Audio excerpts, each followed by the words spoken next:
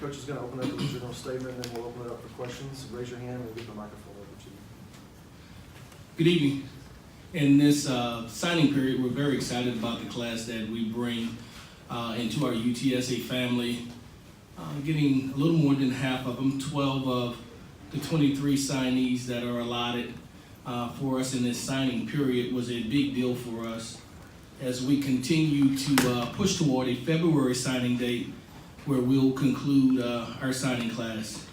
But feel very good about the guys that we have already. We've taken care of some very important needs for our football team. Majority of these guys that have already signed today are guys that will be with us at the mid-years period, and we have some others that still may join us right after the January 11th signing period as well, or official visit weekend before we start our semester on January 14th. But all in all, a great group of young men for our football team at our university, and we're excited about them. Questions? JJ? Frank, what are you most excited about in these 12 guys you just announced today?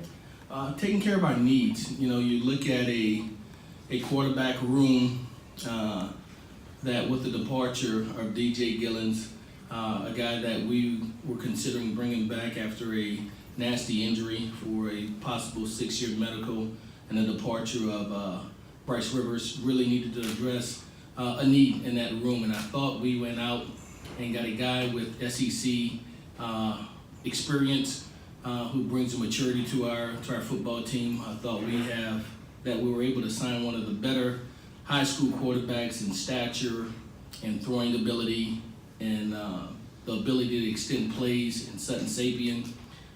Both of those young men we think will be able to compete early on for us and give us opportunity to have quality depth at that position. All the way in the back, Ben?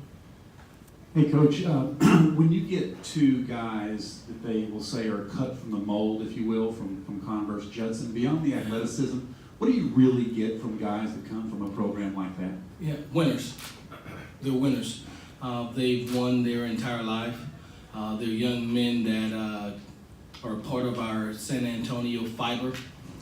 It's important to us to do well in our city. When you look at the two young men, Sincere McCormick and Rashad Wisdom from Justin, and when you look at Oscar Cardenas from Brandeis, you're talking about three of the better players in the city of San Antonio, coupled with a young man who was a first-team freshman all-conference player, freshman all-American, and Spencer Burford from a year before, and even the year before that, and a young man named Frank Harris from Clemens High School.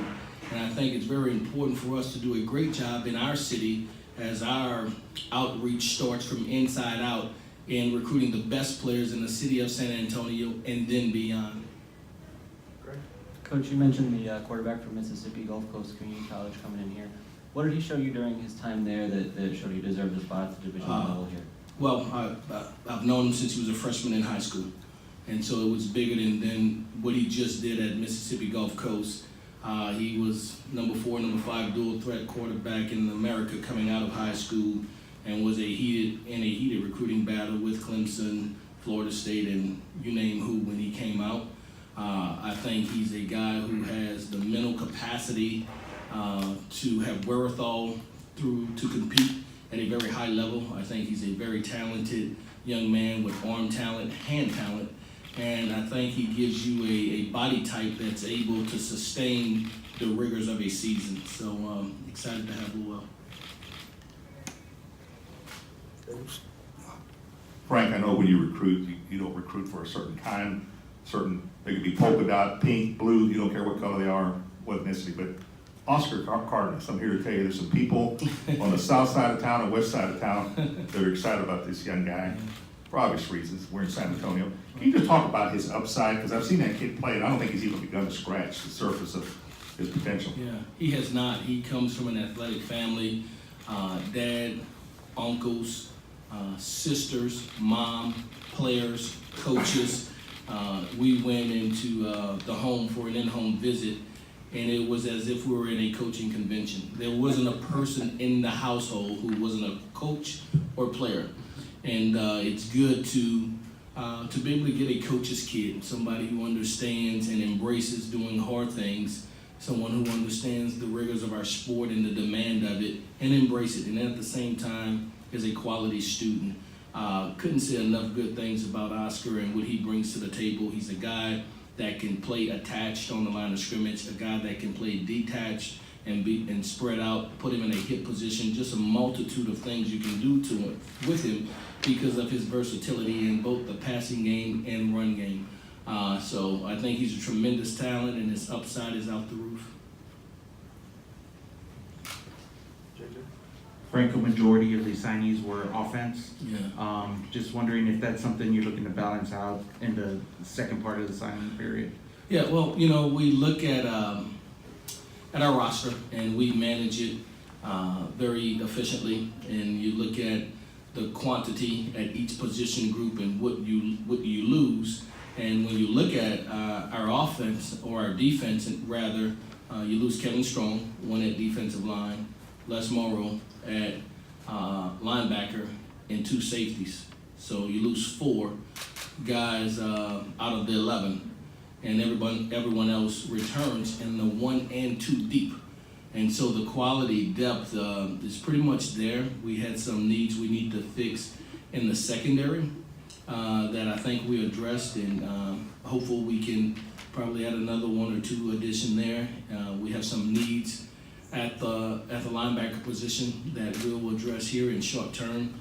Just keeping in mind today was the first day of the signing period, with still time to go, even within this signing period, and of course the second in February. So we'll address those needs defensively, but for the most part, we have the number, the ideal number, which generally roll around 38 or so at the defensive side, you know, in the 40 plus at offense, and then 3 to 4 to 5, give or take, at special teams.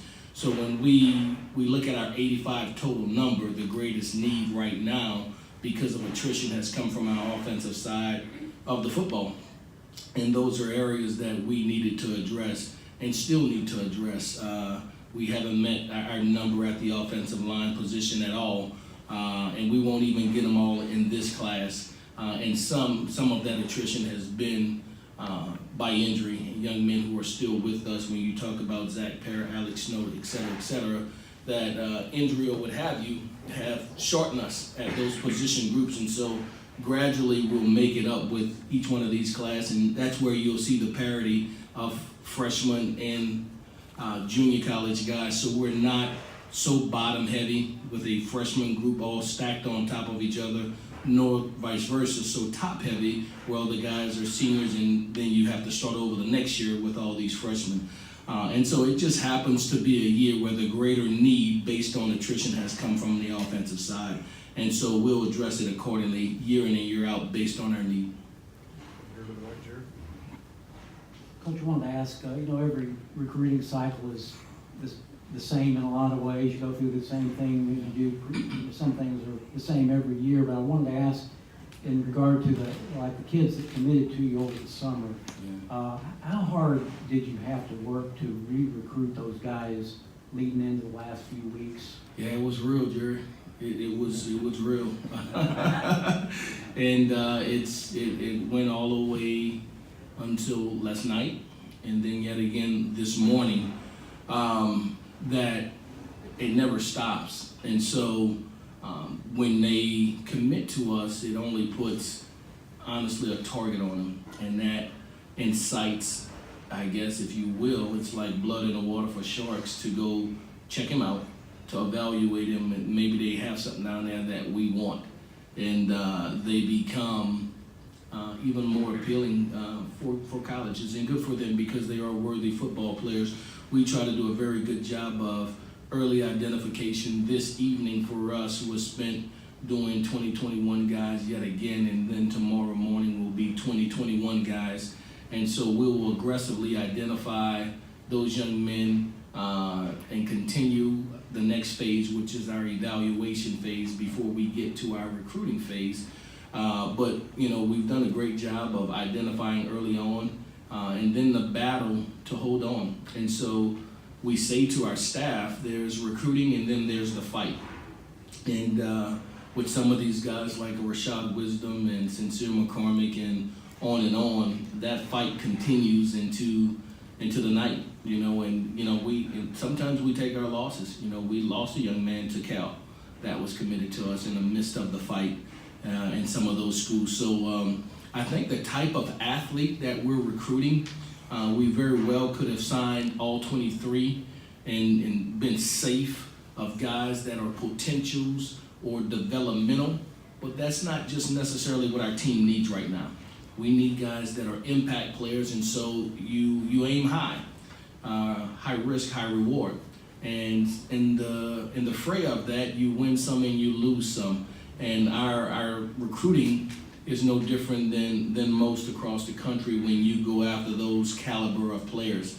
And so, you know, we were able to nab some very quality student athletes. We lost some along the way, but we feel very confident that we'll win the battle at the end of the day in getting the right type of player that is a program type for us that will allow us to have probably even more immediate success or opportunity for these guys to get to the field than what we have in the past, where it's been a 2-year developmental cycle. They'll have to play now, and so their development right now was a part of our evaluation or where they're at now. Frank, on the other hand, on the positive side, are you heartened by, I talked to... Well, you said the positive side like that was negative. It's a good thing. No, Sincere and Rashad. Yeah. I talked to them this morning, and I talked to Rashad last night, and he said he wasn't gonna sign today, he's gonna wait till February. And Sincere had told me the last time I was out there when it was on the playoffs, he said, I'm not signing in February. They both did. But That's yeah, accurate information. Yeah, exactly. So basically, I said, well, they're not gonna sign. I said, well, then Sincere, yes, I heard he was gonna sign today. Rashad never called me, and then today I was teasing him. I said, man, you should have let me know. He said, well, I decided real late. I said, well, I was up and stuff. But anyway, but long story short, I asked him. I mean, just to, you know, just brass tacks. I asked him, what was it like for you guys? I know you all had committed, but they had a hard time of injuries, what have you, for whatever reason. The season didn't quite turn out the way it, you know. And so how did it affect you guys? Just want to get your comment on their very steadfast in saying that didn't phase us. That never hindered our. If anything, it just makes us more determined. We want to go in there. We want to help. We want to be part of that class that turns it around, and we want to get back to where. So that never entered our mind about changing our mind because of the kind of season that we're having. He says, because those, you have ups and downs, that's going to happen. Yeah, and so what happens within a season, that you have tough times. It's when you coach your hardest, when you recruit at your very best, because it's so easy during that tough time to shy away from recruits like, oh my God, we just did not play well. That was ugly. Better not answer this phone call. We do the opposite. We embrace it. We call them, we get them on our campus, and we share with them all the reasons why, and share with them, you're the difference maker. You're the missing link. And when we get the very best on a continuous basis in the city of San Antonio, then we'll be good enough. You not coming doesn't help the cause. You coming helps the cause. And here's how you fit in this puzzle. And this is why you're so important to this puzzle. And when things look ugly, we dig deeper and we reach out to that parent, we reach out to that high school coach, and we're transparent with them and what's going on with our program and where we're at. And we say to them, you're a shareholder in this, you're a part of this. And so I want you to know this is where we're at, this is what's going on. And so, because if you don't, then somebody else will represent your program for you. And we don't allow that. We don't let anybody misinterpret or speak on our behalf. We speak on our behalf very diligently in the state of our program. This is where we're at. This is what has happened. And here are the ways that we're going to rectify it. Here's how your son, here's how you are going to help affect that change. And so we've never wavered. We've never shied away from it. The good days or the bad days, we've embraced it and shared with these young men all the reasons why UTSA was the right place for them. Coach, there was a report regarding offensive coordinator Al Borges no longer a part of the program. Can you provide some clarification on that? Is Al still on staff? Is he still your offensive coordinator? He's still on staff. He's working in a different capacity right now. At another time outside of recruiting day, I'd like to dedicate this day to our student athletes and the great achievement of our university. But I'll get with Kyle, and probably as early as Friday, we'll address that, and I'll be glad to indulge in where we're at in the state of that. But currently, right now, he's still a part of our staff. Sure. Coach, I wanted to ask, Josiah has just got such a bright future. I think a lot of people are wondering, is that, are we going to get to see him another year here? Or, because he's good enough, probably, we all know he's probably good enough to be at the next level next year. What is his thinking right now? Do you know what his status is? Yeah, well, we've met with Josiah and his family, and we have been a resource for them to give them as much information as possible that they can make the best decision in the best interest of Josiah and his family. We're fully supportive in his decision, whatever it may be.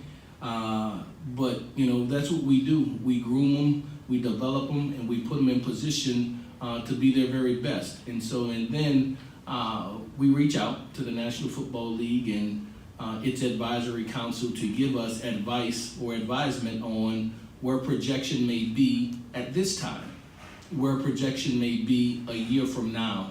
And we have dialogue, and collectively as a family, UTSA family along with Josiah and his family, share information and wait for a decision to be made. Josiah has not made that decision right now. They have information. They're still collecting information. We think the world of him. I certainly think he can play in the National Football League. But the interesting thing about that is you go to the National Football League when the National Football League say, we're ready for you. And we ready for you means you've maximized your draft potential in the spot that they perceive they will draft you in. And I think when he maximizes his draft potential, Josiah will exit and go to the NFL, whether that be this year or next year. But right now it's just information that he and his family are collecting. And again, we're just trying to be a resource and help them make the best decision for he and his family. JJ, last question. Frank, I saw in the video you guys tweeted out that Athletic Director Lisa Campos was in your guys' war room this morning.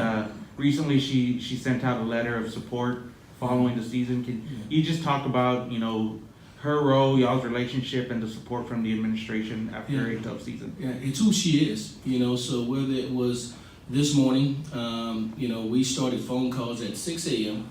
this morning to wake our guys up. So arrival was 5-ish this morning. And like every one of our coaches, she was in the trenches with us, a part of the war room, a part of the conversations with student, athlete, and parent alike. And that's who she's been from the moment that she's gotten here, that have been super supportive of our program, of me personally.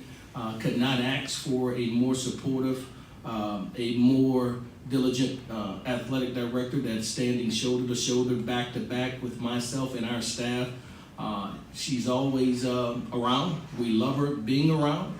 And so there is no better way you could possibly have it when you have someone that's that supportive. I think it bodes well for our staff and players alike to see her involved. When we get ready to go fourth quarter this February, she's there now in the early mornings, and she takes the field with the team a time or two in a full sprint.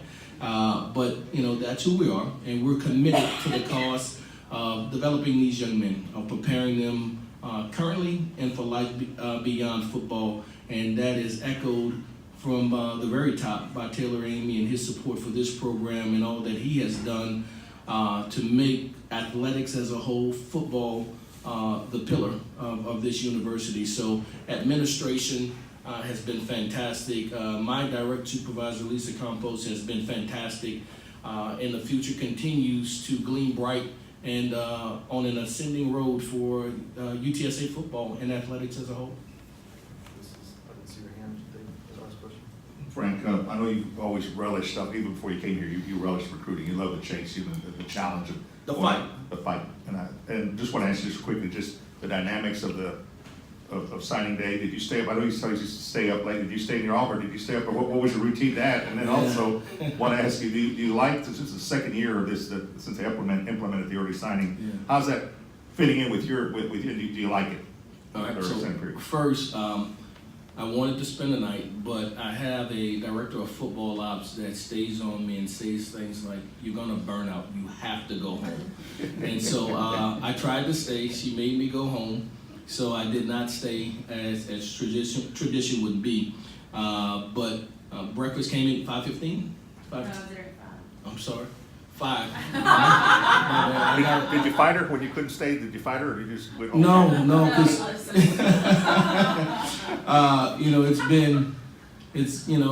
these last 3 weeks have been a whirlwind, and so probably needed that time just to exhale for a moment, going city to city, state to state, nonstop. We're on the road Sunday through Friday, and then a recruiting weekend Friday and Saturday, and then back again for 3 weeks. And I get home to see my kids, and it's like, my son, who's not very mushy, would run up to me and hug me because he hadn't seen me in 5 days, 6 days, and then do it again.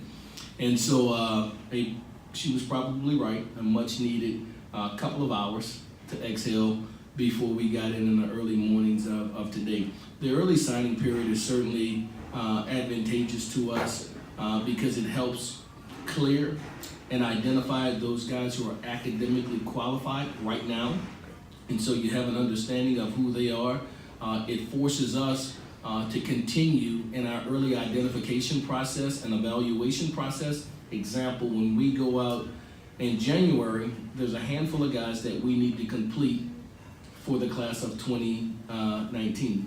But there's certain positions, quarterback, running back, etc., that we're done. There's other positions that need to be met. We'll take care of that responsibility. But for the most part, it will be a 2020 identification evaluation part, and then or identification aspect of it. Guys' names we've already had, guys we've watched on tape, and now we go start getting information. Therefore, when May come and it's the spring recruiting cycle, it's true evaluation opposed to identification like it used to be. All right. So if you sign in February, you go out in May, you're just finding those guys. Because of the early signing period, it allows us to finish a class still 2-3 weeks in January, and then when we go out in May, 2020 is already identified and it's more specific instead of a blanket coverage. We blanket San Antonio, so all 120 something schools we hit. But outside of that, we're more strategic and specific in our approach because of what we're able to get accomplished in January. So for that, it's certainly an advantage for us with the early signing period.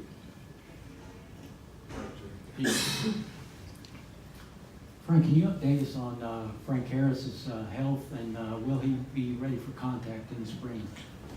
To my knowledge, he's 100% cleared to be able to participate at the back end of the season from a rehabilitation standpoint. Jerry, when we would have our Monday morning meetings, I would speak on it, how he looked like he was back in form because of the freak athlete that he is. He would, but from a doctor's perspective, he had not officially been released. So therefore, all of what he did this fall was from a rehabilitation standpoint. He never practiced with the team. He rehabbed throughout this fall. And so we're excited. We're excited to have him back. We're excited that, the quarterbacks, Cordell, get him back, JoJo. And then the two signees are both mid-year enrollees. So they both will be here January 14th. So our entire quarterback room will have the ability to start transitioning and competing as early as this spring. Thank you, Coach. Thanks, Frank. Thank you guys so much.